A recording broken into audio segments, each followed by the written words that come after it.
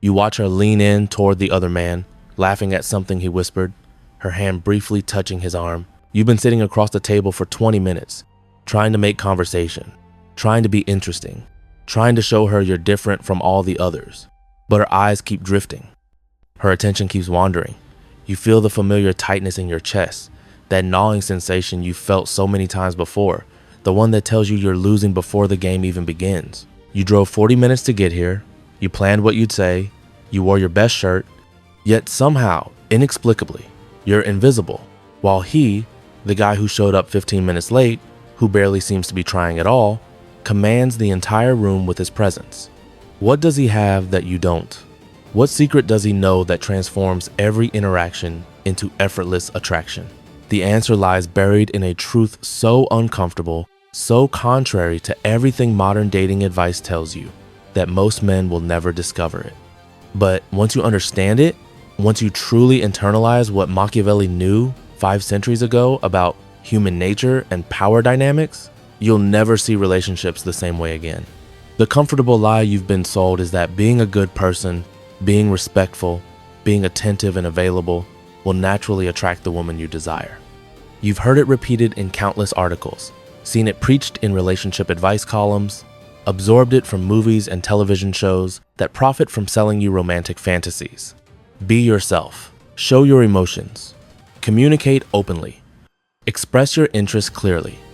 These principles sound noble, enlightened, progressive. They align with how you want the world to work.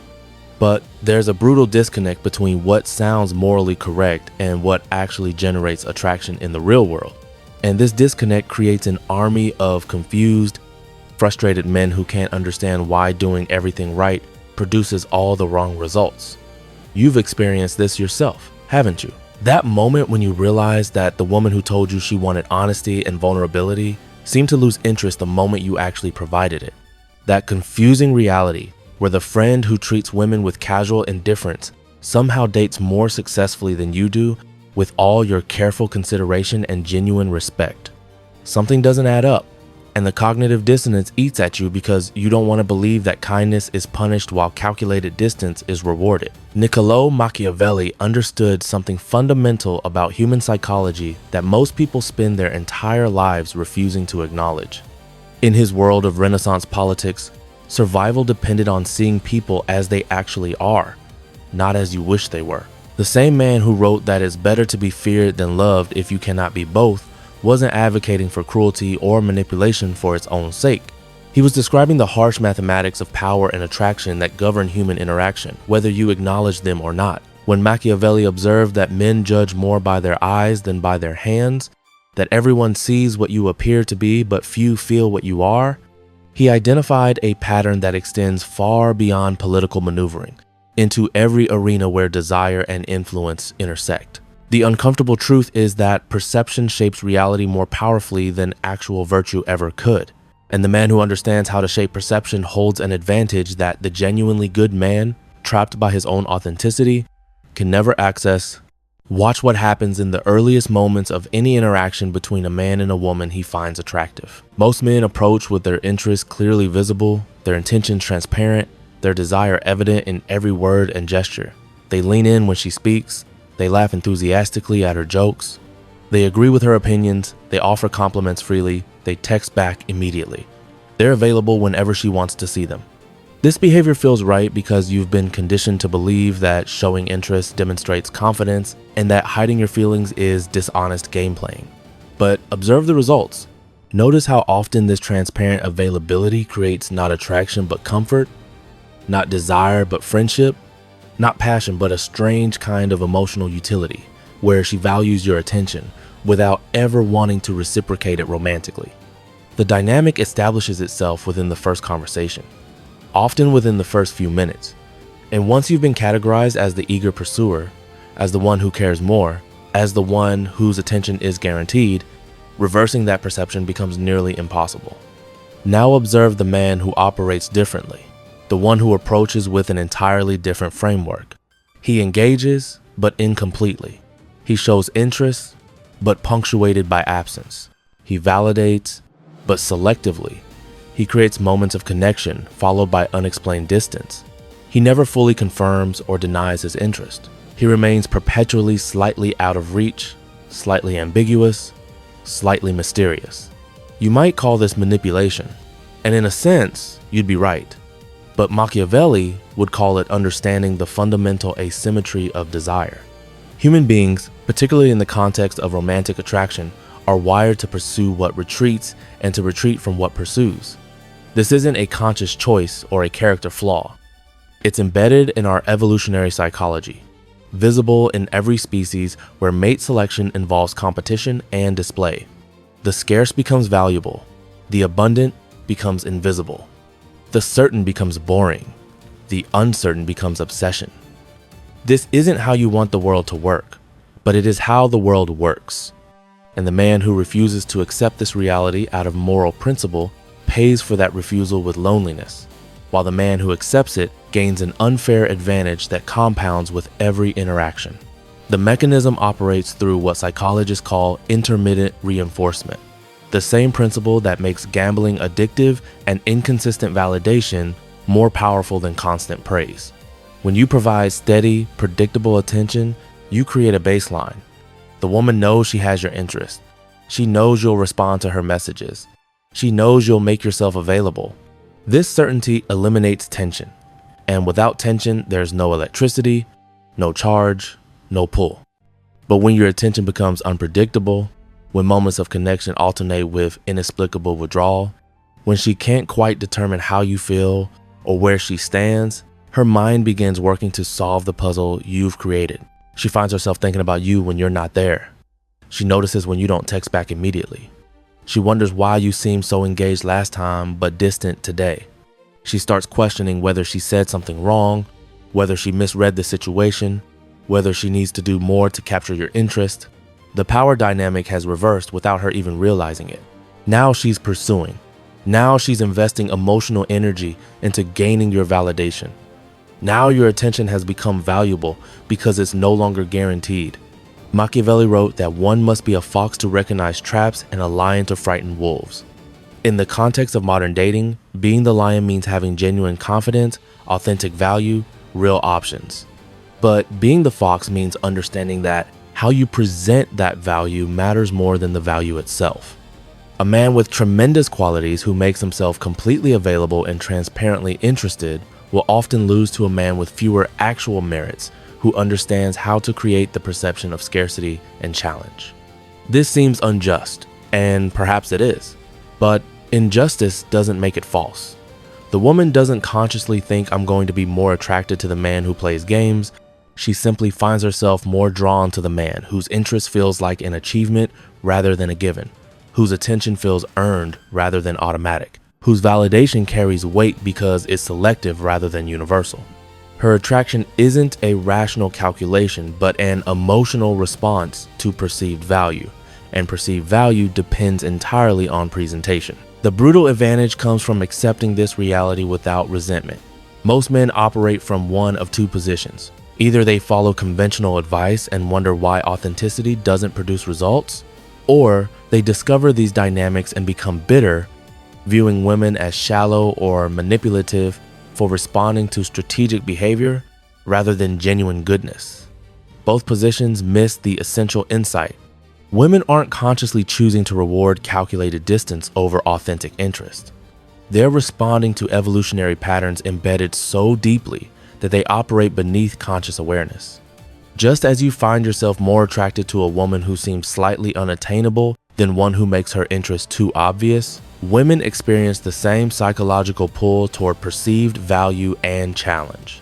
Understanding this doesn't make you manipulative unless you approach it with contempt.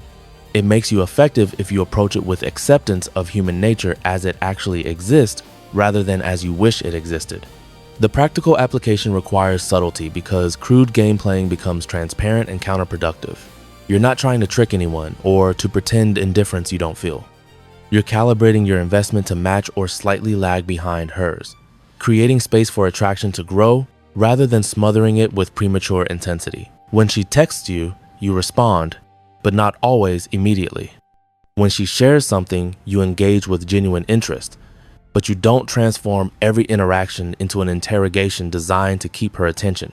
When you make plans, you suggest times that work for your actual schedule rather than contorting yourself to accommodate whatever she prefers. When she tests you with small challenges or slight provocations, you maintain your frame rather than rushing to reassure or please. None of this requires dishonesty. It requires understanding that attraction thrives in the space between connection and independence, in the balance between showing you care and demonstrating that your world doesn't revolve around her validation. Machiavelli's most controversial observation was that the ends justify the means when survival is at stake. But he also understood that sustainable power requires something more than naked force or manipulation. It requires the appearance of virtue even when employing strategic calculation. Applied to relationships, this means you don't abandon genuine respect, authentic interest, or real character development. Instead, you understand that how you present these qualities determines their impact. A man who is actually interesting but makes himself too available appears desperate rather than desirable. A man who is genuinely kind but seeks constant validation for his kindness appears weak rather than strong. A man who has real value but advertises it too obviously appears insecure rather than confident. The unfair advantage comes from learning to let your actual qualities speak for themselves rather than frantically trying to prove them, from creating situations where she discovers your value through her own observation rather than through your self-promotion, from understanding that mystery and slight uncertainty make your positive traits more intriguing rather than less apparent. The transformation happens gradually as you internalize this framework. You stop seeking validation from whether she responds immediately or likes your photos or shows obvious interest. You start measuring success by whether you're maintaining your own standards rather than contorting yourself to meet hers. You notice yourself becoming less reactive, less anxious, less needy. You find that conversations flow more naturally when you're not mentally rehearsing the perfect thing to say to keep her engaged. You discover that women respond with more genuine enthusiasm when they sense you have other options and other priorities rather than making them your singular focus. This isn't about playing hard to get in some calculated game. It's about actually being someone who has a life worth living, independent of any particular woman's attention, and then having the wisdom not to abandon that independence the moment she shows interest. The man who needs nothing from her has the advantage over the man who needs everything, because desperation repels while self-sufficiency attracts. And this truth remains constant regardless of how unfair or counterintuitive it might seem. You'll face resistance from people who insist that authenticity means making yourself emotionally available at all times, that strategic thinking in relationships is inherently dishonest, that considering psychology and dynamics is manipulative. These critics operate from the comfortable assumption that good intentions should be rewarded automatically, that the world owes you attraction in exchange for being a decent person.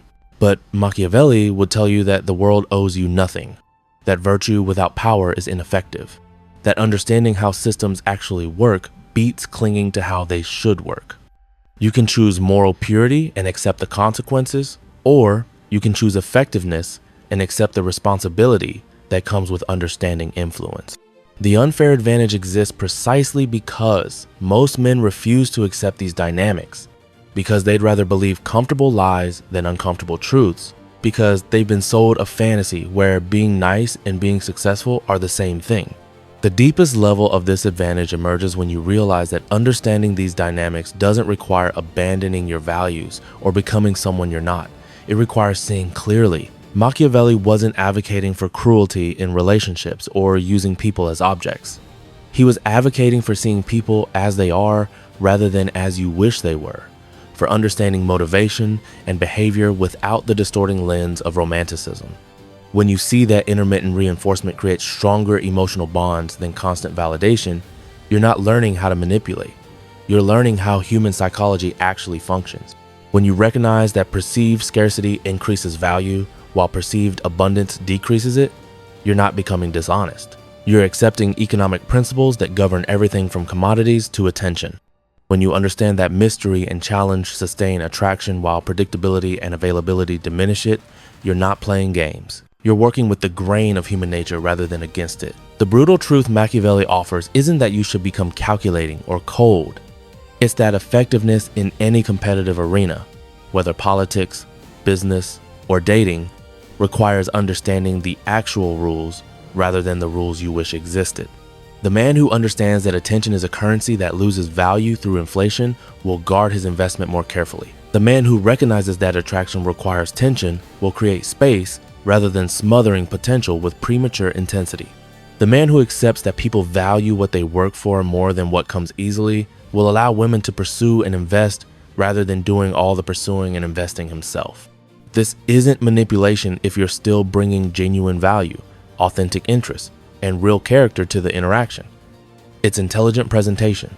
It's strategic positioning. It's understanding that the same qualities that fail when offered desperately succeed when offered selectively, that the same man who gets overlooked when he makes himself too available becomes irresistible when he demonstrates that his time and attention are genuinely valuable because they're genuinely limited. Your unfair advantage solidifies when you stop resenting these dynamics and start using them.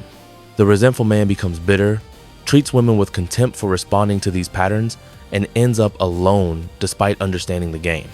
The effective man accepts these dynamics without moral judgment, integrates them into his behavior naturally rather than mechanically, and maintains genuine respect while exercising strategic awareness. He doesn't lie about his interests, but he doesn't lay all his cards on the table in the first conversation. He doesn't pretend to be busy when he's available, but he also doesn't rearrange his entire life around her schedule. He doesn't manufacture false scarcity, but he doesn't abandon the genuine scarcity that comes from actually having a purposeful life with multiple priorities. The advantage comes from alignment between who you actually are and how you present yourself, from having real value and being wise enough not to devalue it through desperate presentation. Every interaction becomes an opportunity to practice this framework. When you feel the urge to text her immediately, you pause and respond when it actually works for you. When she creates a small test or challenge, you recognize it as her subconscious way of checking whether you're solid or easily shaken, and you maintain your frame instead of scrambling to pass her test through reassurance. When she pulls back slightly, you match her energy rather than pursuing harder, understanding that chasing someone who's withdrawing only accelerates the withdrawal. When things are going well, you resist the temptation to lock down commitment immediately or to intensify contact to the point where mystery evaporates. You let attraction breathe, you trust the process, you understand that building something real requires patience, that rushing to certainty kills the very tension that makes attraction exciting, that the slow burn creates deeper connection than the quick flame. The transformation you experience goes beyond just being more successful with women. You develop genuine confidence that comes from understanding how social dynamics actually work rather than being confused by them. You stop taking rejection personally because you recognize it as often having little to do with your actual value and much to do with how you presented yourself, with timing, with whether you created the right balance of interest and challenge.